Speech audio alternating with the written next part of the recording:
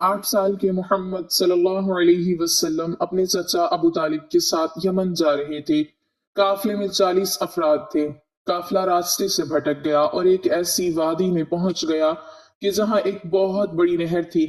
सभी परेशान खड़े थे कि अचानक नन्हे मोहम्मद सल्लल्लाहु अलैहि वसल्लम पानी में उतर गए और चचा से कहने लगे, चचा काफिले को लेकर मेरे पीछे आए। लोगों ने इनकार कर दिया। बिस्मिल्लाहिर्रहमानिर्रहीम।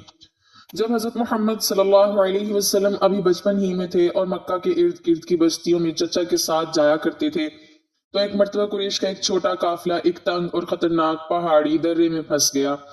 इस दर्रे के दोनों तरफ नोकीली चट्टानें थीं और बीच में इतनी तंग गुजरगाह थी कि सिर्फ एक आदमी बमुश्किल गुजर सकता था। अचानक सामने से एक तेज आंधी चलने लगी, जिसने रेत को उस जोर से उठाया कि लोगों की आंखें दुखने लगीं। ऊंट बिदकने लगे, कुछ जानवर पीछे हट गए और रास्ता बिल्कुल बंद हो गया। काफिले के लोग घबरा गए कि अगर आंधी मजीद तेज हो गई तो जानवर गिर पड़ेंगे और ऊपर से चट्टानें भी सरक सकती हैं। अबू तालिब ने सबको ठहरने का हुक्म दिया, लेकिन कोई रास्ता समझ नहीं आ रहा था। उसी वक्त नन्हे हजरत मोहम्मद सल्लल्लाहु अलैहि वसल्लम आगे बढ़े। हवा उनके इर्द गिर्द चकरा रही थी, मगर उनके चेहरे पर खौफ नहीं बल्कि अजीब सी संजीदगी और सुकून नजर आ रहा था। आपने चचा का हाथ पकड़ा और कहा, चचा आप लोग परेशान ना हो, मेरे साथ चले। लोग हैरान थे कि इतनी तेज आंधी में एक बच्चा आगे कैसे बढ़ सकता है, मगर अबू तालिब ने उन पर भरोसा किया और उनके पीछे चल पड़े। हजरत मोहम्मद सल्लल्लाहु अलैहि वसल्लम पहाड़ी दर्रे के दरमियान उस जगह जा खड़े हुए जहां रेत सबसे ज्यादा उड़ रही थी। आपने दोनों हाथ ऊपर उठाए और अल्लाह की तरफ देखकर चंद लम्हे खामोश खड़े रहे। फिर अचानक हवा की रफ्तार कम होने लगी। रेत के जर्रे जो अभी लम्हा पहले चाकू की तरह चुभ रहे थे, अब नीचे गिरने लगे। आंधी थम गई और दर्रे में एक अजीब सी खामोशी छा गई। काफिले के लोगों ने हैरत से एक दूसरे की तरफ देखा कि ये कैसे हुआ। जो ऊंट डरे हुए थे वो एकदम मुतमईन होने लगे। जानवर सीधे खड़े हो गए और रास्ता साफ दिखाई देने लगा। चट्टानों की आवाज तक बंद हो गई, जैसे दर्रा खुद सुकून में आ गया हो। अबू तालिब ने काफिले वालों को इशारा किया कि आगे बढ़ें। सब लोग हजरत मोहम्मद सल्लल्लाहु अलैहि वसल्लम के पीछे चलते हुए आसानी से इस तंग दर्रे से गुजर गए। जब वो महफूज मकाम तक पहुंचे तो कुछ बूढ़े कुरैशी एक दूसरे से कहने लगे कि हमने आज अपनी आंखों से देखा है कि किस तरह अल्लाह इस बच्चे के कदमों पर रहमत भेजता है। अबू तालिब ने हजरत मोहम्मद सल्लल्लाहु अलैहि वसल्लम के कंधे पर हाथ रखा और दिल ही दिल में शुक्र अदा किया कि अल्लाह ने इन्हें ऐसे बच्चे की सोहबत दी है जिसके साथ चलने वाले खुद ब खुद हिफाजत में आ जाते हैं। जब हजरत मोहम्मद सल्लल्लाहु अलैहि वसल्लम अभी बचपन में थे और मक्का के पहाड़ों के दरमियान खेलते कूदते फिरते थे, तो एक बार ऐसा हुआ कि कुरैश के चंद लोग कहत के खौफ से बेहद परेशान थे। बारिश कई माह से नहीं हुई थी, जमीन फट चुकी थी, खजूर के बाग सूखने लगे थे और मवेशी पानी की कमी से कमजोर हो रहे थे। लोगों ने फैसला किया कि अबू तालिब से कहें कि वो अपने भतीजे को साथ लेकर दुआ करें, क्योंकि सबके दिलों में ये बात बैठ चुकी थी कि इस बच्चे के साथ अल्लाह की रहमत भी आती है। चुनाचे कुरैश के चंद बुजुर्ग अबू तालिब के पास आए और अर्ज किया कि हमें बारिश की सख्त जरूरत है, अपने भतीजे को लेकर बाहर आइए, शायद अल्लाह हमारी फरियाद सुन ले। अबू तालिब फौरन उठे और नन्हे हजरत मोहम्मद सल्लल्लाहु अलैहि वसल्लम को अपने साथ लेकर हरम से बाहर एक खुले मैदान की तरफ चल पड़े।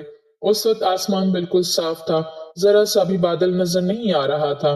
जमीन गर्म थी और हवा बिल्कुल खुश्क। अबू तालिब ने हजरत मोहम्मद सल्लल्लाहु अलैहि वसल्लम का हाथ थामा और उन्हें अपनी गोद में बिठा लिया। लोग खामोशी से देख रहे थे कि अब क्या होता है। अभी अबू तालिब ने हाथ उठाकर दुआ शुरू ही की थी कि अचानक आसमान की तरफ से एक ठंडी लहर चली। लोगों ने हैरत से सामने देखा तो एक बादल का टुकड़ा आहिस्ता आहिस्ता हरकत करते हुए बिल्कुल ऊपर आ गया। फिर उसके पीछे एक और बादल आया। फिर कई छोटे छोटे बादल इकट्ठे होने लगे, जैसे किसी पोशीदा हाथ ने उन्हें एक जगह जमा होने का हुक्म दिया हो।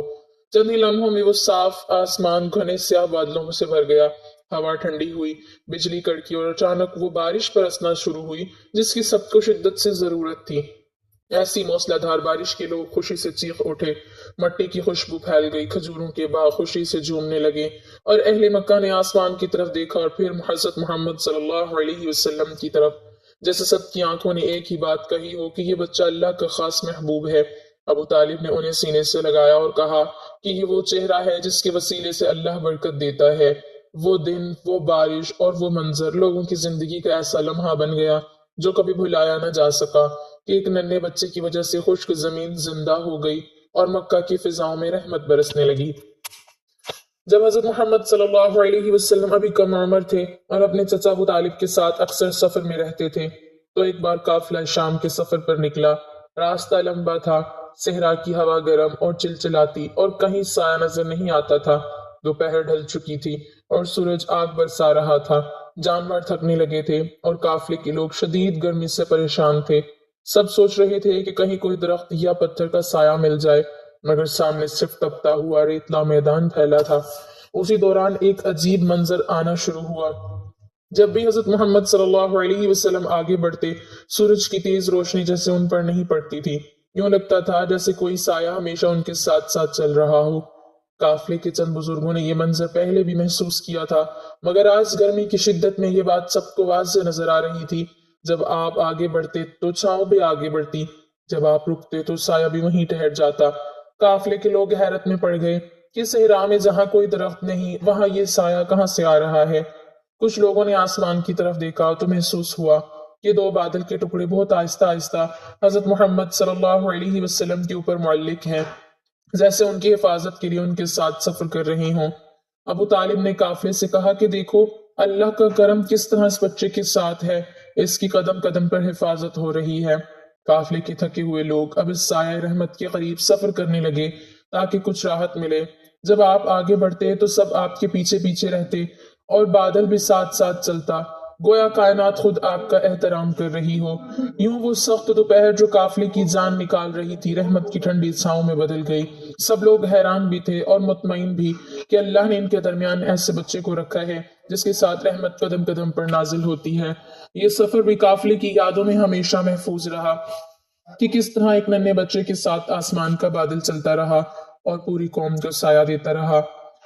8 سال کی محمد صلی اللہ علیہ وسلم اپنے چچا ابو طالب کے ساتھ یمن کی طرف جا رہے تھے۔ قافلے میں 40 افراد تھے۔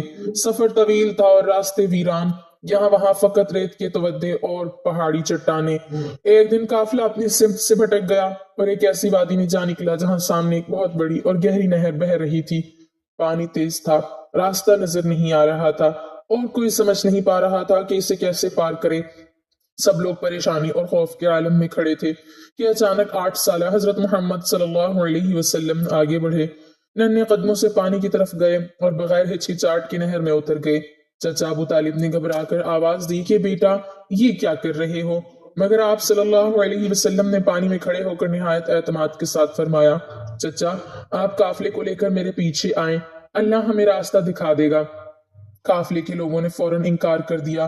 وہ حیران تھے کہ اتنا چھوٹا بچہ اتنی بڑی نہر میں کیسے راستہ ڈھونڈ سکتا ہے۔ انہیں ڈر تھا کہ کہیں سب پانی کے زور میں نہ بہہ جائیں، مگر حضرت محمد صلی اللہ علیہ وسلم کا چہرہ ایک عجیب اطمینان سے چمک رہا تھا اور ان کے قدم پانی میں ایسے مضبوط تھے جیسے کسی خشک زمین پر کھڑے ہوں۔ ابو طالب نے لوگوں کی طرف دیکھا، پھر اپنے بھتیجے کی طرف۔ انہیں دل ہی دل میں یقین تھا کہ یہ بچہ عام نہیں، اللہ کی خاص نگاہ اس پر ہے۔ انہوں نے سب کو حکم دیا کہ محمد کے پیچھے چلو۔ قافلہ ہچکچاہٹ کے ساتھ پانی میں اترا اور حیرت سے دیکھتا رہا کہ جہاں جہاں ننھے محمد صلی اللہ علیہ وسلم قدم رکھتے تھے وہاں پانی خود بخود پرسکون ہو جاتا، جیسے ان کے قدموں کے احترام میں اپنا بہاؤ روک رہا ہو، یوں جیسے نہر ان کے لیے راستہ بنا رہی ہو۔ قافلہ ان کے پیچھے چلتا رہا، ہر قدم کے ساتھ سب کے دل کا خوف کم ہوتا گیا اور ایمان بڑھتا گیا۔ چند ہی لمحوں میں وہ بغیر کسی نقصان کے نہر پار کر چکے تھے۔ ساحل پر پہنچ کر سب حیرت زدہ کھڑے تھے۔ ابو طالب کی آنکھوں میں آنسو تھے۔ انہوں نے اپنے بھتیجے کو سینے سے لگا لیا اور قافلے کے لوگ ایک دوسرے سے سرگوشیاں کرتے ہوئے کہنے لگے کہ اس بچے کے اندر اللہ کی خاص مدد ہے۔ یوں یہ واقعہ قافلے والوں کی یادوں میں ہمیشہ کے لیے محفوظ ہو گیا، وہ دن جب ایک 8 سالہ بچہ اللہ کے بھروسے پر کھڑا ہوا اور پورے قافلے کے لیے راستہ بن گیا۔ ایک مرتبہ بچپن میں حضرت محمد صلی اللہ علیہ وسلم اپنے چچا ابو طالب کے ساتھ مکہ کے قریب ایک پہاڑی علاقے میں گئے جہاں ایک چھوٹا سا بستی نما مقام تھا۔ اس علاقے میں اکثر جنگلی بھیڑیے پھرتے تھے، اس لیے لوگ رات کو زیادہ باہر نکلنے سے گھبراتے تھے۔ اس دن شام کو جلدی ہی گھر آئی، بادل چھا گئے اور لوگ جلدی جلدی اپنے گھروں میں جا رہے تھے۔